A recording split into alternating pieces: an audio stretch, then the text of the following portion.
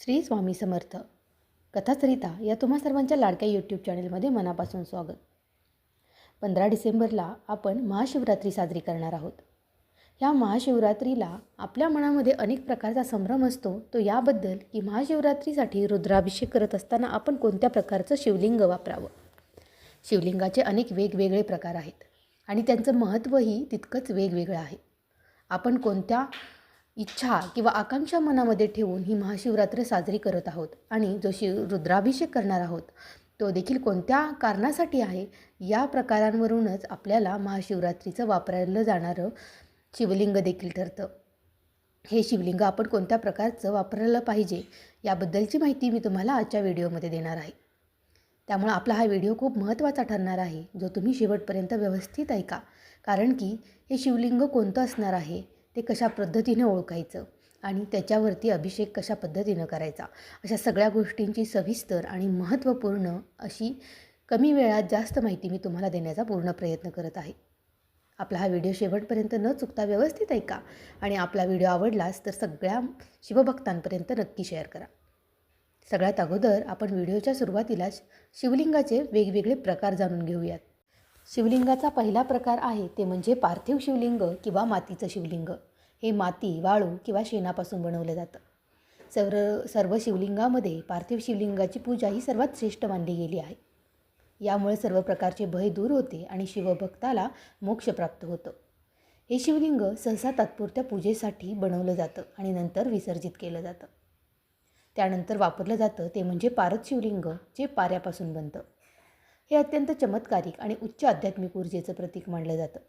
घरामध्ये सुखसमृद्धी आणि आरोग्य टिकवून ठेवण्यासाठी याची पूजा केली जाते.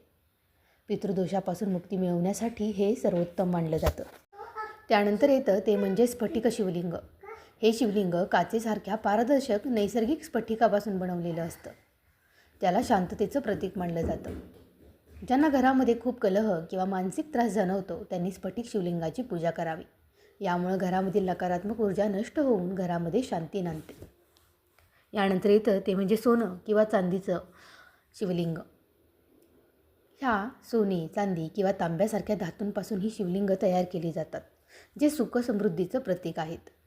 सुवर्ण शिवलिंगाच्या पूजेनं आर्थिक प्रगती होते आणि राजवैभव प्राप्त होते, तर चांदीच्या शिवलिंगानं मनःशांती मिळते. यानंतर येतं ते म्हणजे नर्मदेश्वर शिवलिंग, ज्यालाच आपण बाणलिंग असं देखील म्हणतो. नर्मदा नदीच्या पात्रामध्ये नैसर्गिकरित्या तयार होणाऱ्या दगडी शिवलिंगालाच आपण नर्मदेश्वर शिवलिंग असं म्हणतो. हे स्वयंभू मानलं जातं, म्हणजेच याला प्राणप्रतिष्ठेची गरज नसते. हे शिवलिंग घरात ठेवणं अत्यंत शुभ मानलं जातं आणि कारण याचमुळं घरामधील वास्तुदोष दूर होतात आणि सर्व पापांचं क्षालन होत असतं. यानंतर येतं ते म्हणजे रत्न शिवलिंग.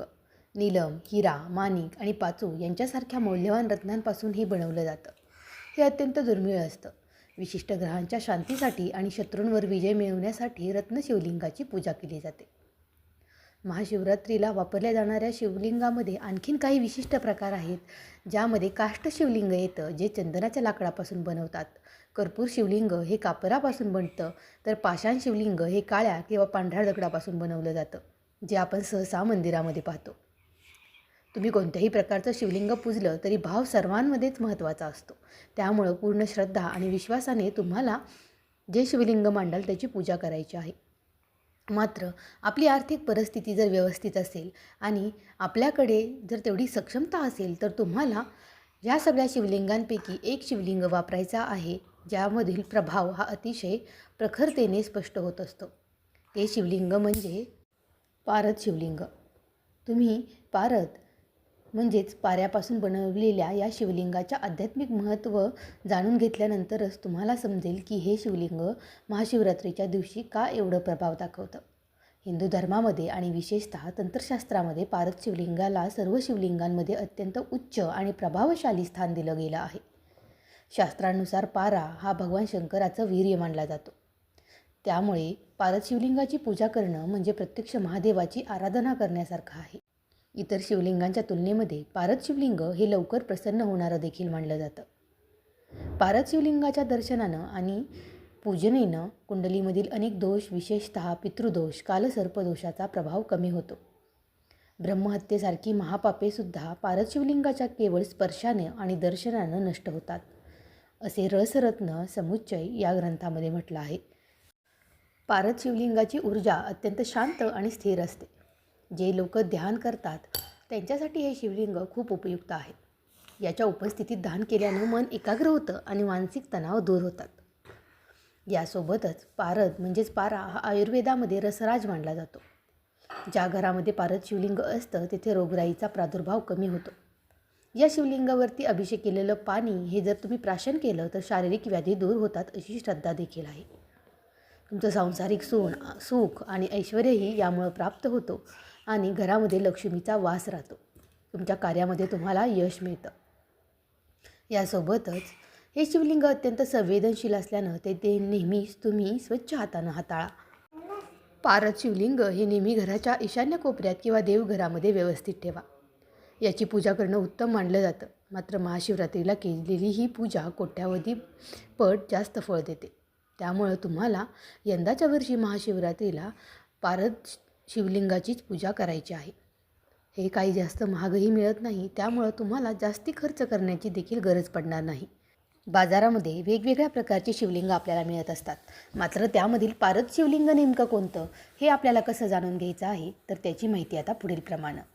या पारद शिवलिंगाची रचना प्रामुख्यानं 3 विभागामध्ये केली जाते, जी विश्वाच्या ऊर्जेचं प्रतीक आहे. खालचा भाग जो शक्तीचा प्रतीक आहे, जिथं ऊर्जा साठवली जाते, तो म्हणजे मधला भाग, आणि लिंग वरचा लंबवर्तुळाकार भाग जो भगवान शंकराच्या निराकार स्वरूपाचं दर्शन घडवतो. हे शिवलिंग चांदीसारख्या पांढऱ्या रंगाचं चमकदार असं असतं. पारा हा जड धातू असल्यानं पारद शिवलिंग आकारानं लहान असलं तरी वजनाला इतर धातूंपेक्षा खूप जास्त असतं. हे शिवलिंग अत्यंत गुळगुळीत आणि चांदीसारखं पांढरं आणि चमकदार असणारं हे अस्सल शिवलिंग तुम्हाला जर काळे डाग असतील किंवा त्याचा रंग काळपट दिसत असेल तर ते शुद्ध नाही असं समजावं. जर तुम्ही पारद शिवलिंगाला कापडानं किंवा हातानं घासलं तर त्याची चकाकी वाढायला हवी, आणि जर घासल्यानंतर त्याचा रंग उडाला किंवा हाताला काळेपणा लागला तर ते बनावट असणार आहे. पारद शिवलिंग पांढऱ्या कागदावर वेगानं घासून पहा. जर कागदावर काळी रेघ उमटली तर त्यामध्ये शिशाची भेसळ असू शकते, आणि शुद्ध पारद हे कागदावरती काळे डाग कधीही सोडत नाही. आता या शिवलिंगाची पूजा करत असताना आपल्याला विशिष्ट मंत्र आणि स्तोत्रांचं पठण देखील करायचं असतं. महाशिवरात्रीला पारद शिवलिंगासमोर बसून आपण पुढील मंत्रांचा उच्चार करणं हे प्रभावशाली मानलं जातं. पारद शिवलिंगावरती अभिषेक करताना आपल्याला ओम नमः शिवाय या मंत्राचा जप करत आपल्याला जल किंवा दूध अर्पण करायचं आहे. यासोबतच पारद शिवलिंगाची पूजा करण्यासाठी एक विशेष मंत्र देखील आहे. पक्षी महावक्त्राय विद्महे मृत्युरूपाय धीमहि तन्नो रुद्रः प्रचोदयात. या मंत्राचा वापर तुम्ही शिवलिंगावरती बेलपत्र किंवा जल किंवा दूध अर्पण करताना म्हणायचा आहे. त्यामुळं आता तुम्हाला ह्या महाशिवरात्रीला कोणत्या प्रकारचं शिवलिंग घ्यायचं याबद्दल कोणतीही शंका मनात राहणार नाही, आणि शिवांना प्रसन्न करण्यासाठी तुम्ही महाशिवरात्रीला हे पारद शिवलिंग अवश्य खरेदी करा. आपली माहिती तुम्हाला कशी वाटली ते देखील मला कमेंटमध्ये नक्की सांगा, आणि आवडली असेलच तर शिवभक्तांपर्यंत नक्कीच आपली माहिती पोहोचवा. येणाऱ्या महाशिवरात्रीच्या तुम्हाला व तुमच्या परिवाराला माझ्याकडून खूप खूप शुभेच्छा. श्री स्वामी समर्थ.